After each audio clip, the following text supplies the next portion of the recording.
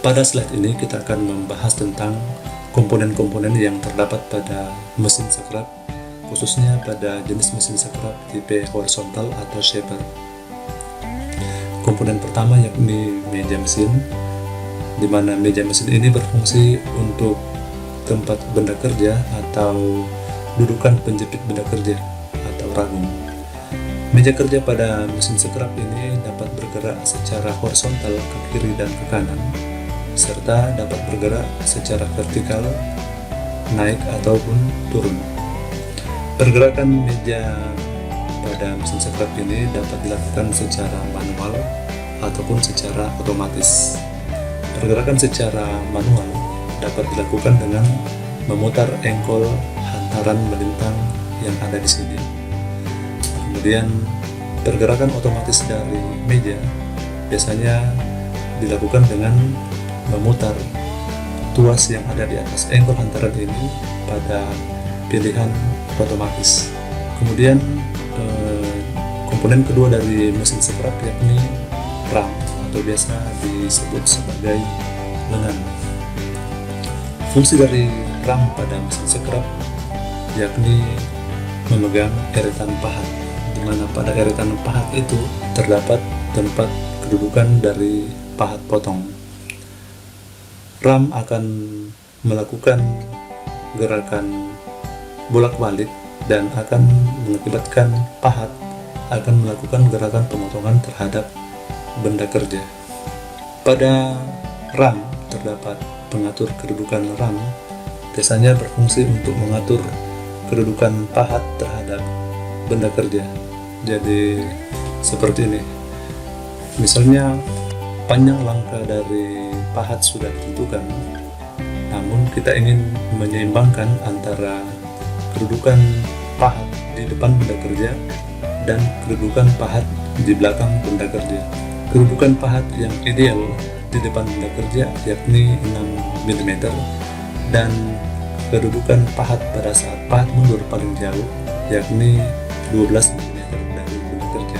Untuk mengatur keseimbangan dari kedudukan pahat terhadap benda kerja ini pada jarak 6 dan 12 mm, maka pengatur kedudukan ram ini akan diputar sesuai dengan koordinat pahat terhadap ujung dari permukaan benda kerja, baik itu di depan benda kerja maupun pada belakang benda kerja. Pengatur kedudukan ram itu biasanya dilakukan setelah kita mengendorkan kunci ram yang ada di sini. Kemudian setelah diatur, kembali kita mengencangkan kunci ram ini sehingga posisi pahat yang tadi kita atur tidak berubah. Kemudian komponen berikutnya yakni eretan pahat. Yang ini semuanya, fungsi dari eretan pahat itu biasanya digunakan untuk mengatur ketebalan pemakanan pahat, di mana pada eretan pahat itu akan ada namanya ulir hantaran, di mana pada saat kita memutar ulir hantaran ini, maka eretan ini akan turun, membawa pahat untuk turun melakukan gerakan penyetelan atau menambah kedalaman pemakanan pada benda kerja. Ya, jadi ini adalah eretan. Eretan ini bisa dimiringkan, biasanya digunakan untuk penyekerapan atau pemotongan bidang-bidang yang miring. Jadi pada eretan itu biasanya di sini terdapat pengukur suhu.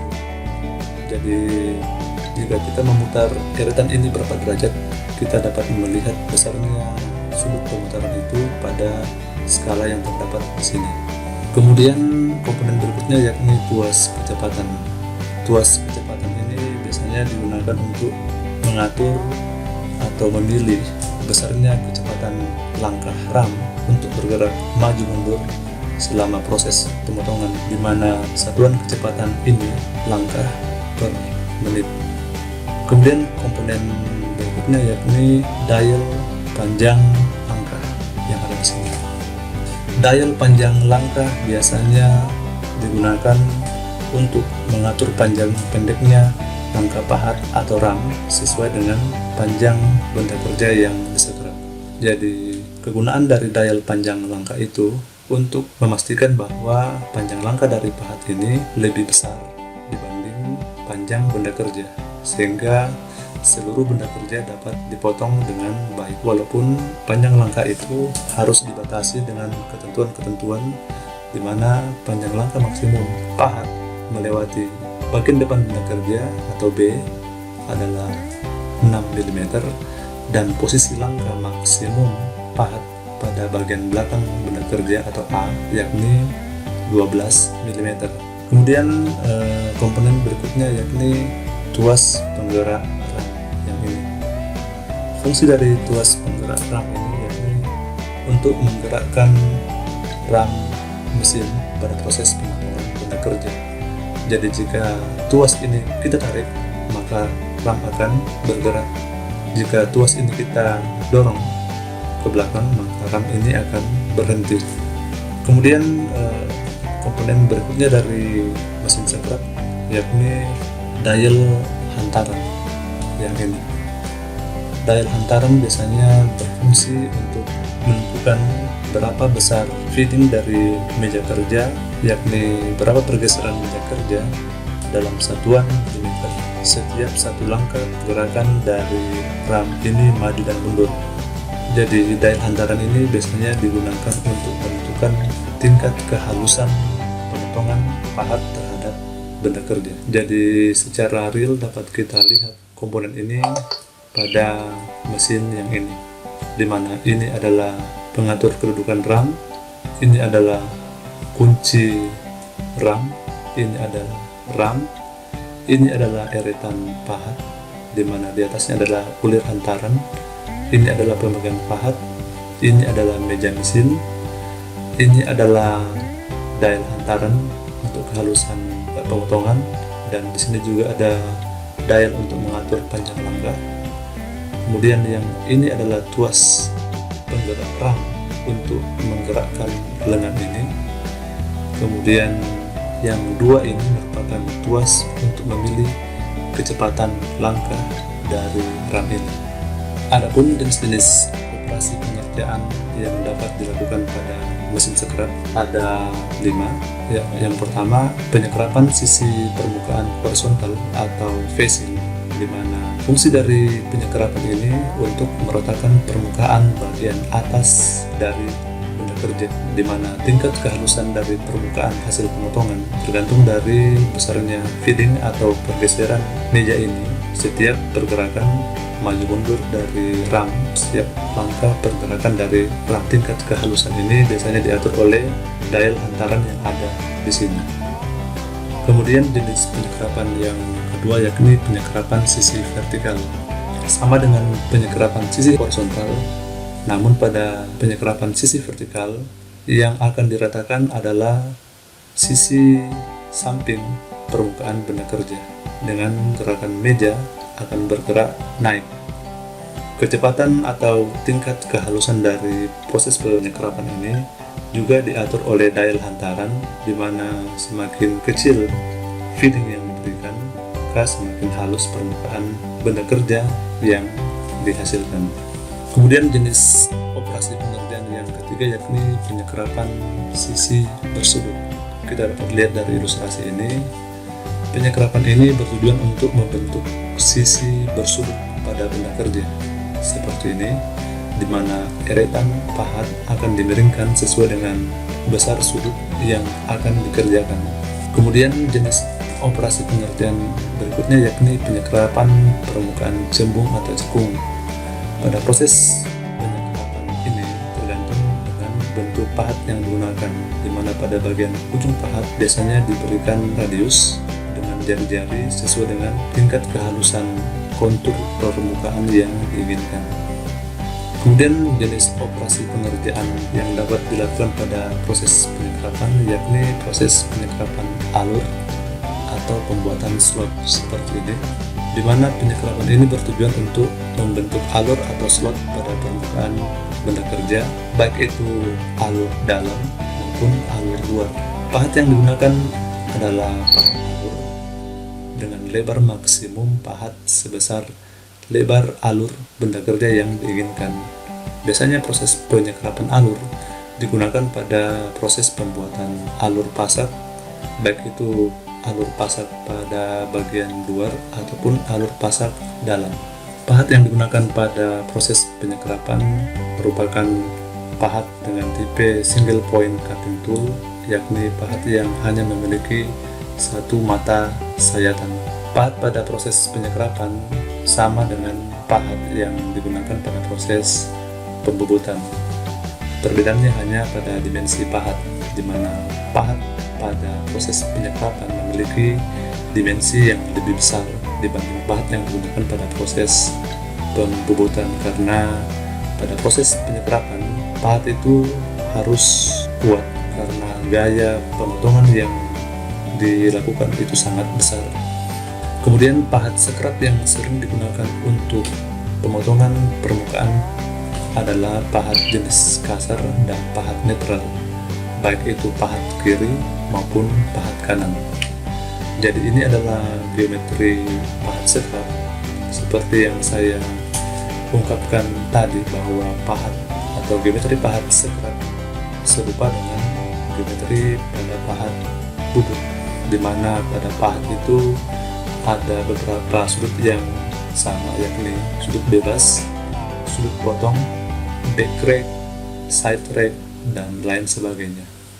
Pada proses penyekrapan, pahat sekrap itu dapat dibentuk sesuai dengan jenis pemotongan yang akan dilakukan. Ya, sebagai contoh, ini adalah pahat kasar lurus dengan geometri seperti ini, di mana bentuk pahat itu lurus. Kemudian yang B merupakan pahat kasar tapi dengan konstruksi pahat itu bengkok. Biasanya untuk A ini menggunakan jenis material pahat HSS, sedangkan B biasanya menggunakan jenis material pahat insert atau sisipan, di mana pada ujung pahat akan dilekatkan insert atau material pahat yang lebih keras dibanding holdernya. Bentuk pahat yang berikutnya yakni pahat netral C. Maksud dari pahat netral ini artinya pemotongan dapat dilakukan baik itu arah ke kiri maupun arah ke kanan. Berbeda dengan pahat kasar ini, untuk bentuk pahat ini pemotongan hanya dapat dilakukan ke arah kanan saja, sedangkan ke arah kiri tidak bisa. Kemudian jenis pahat netral yang berikutnya yakni pahat sisi lurus. Jadi mirip dengan pahat netral, tapi di sini pada bagian ujungnya ini lebih runcing dibanding pahat netral. Fungsinya juga sama, dapat melakukan pemotongan baik ke kiri maupun ke kanan.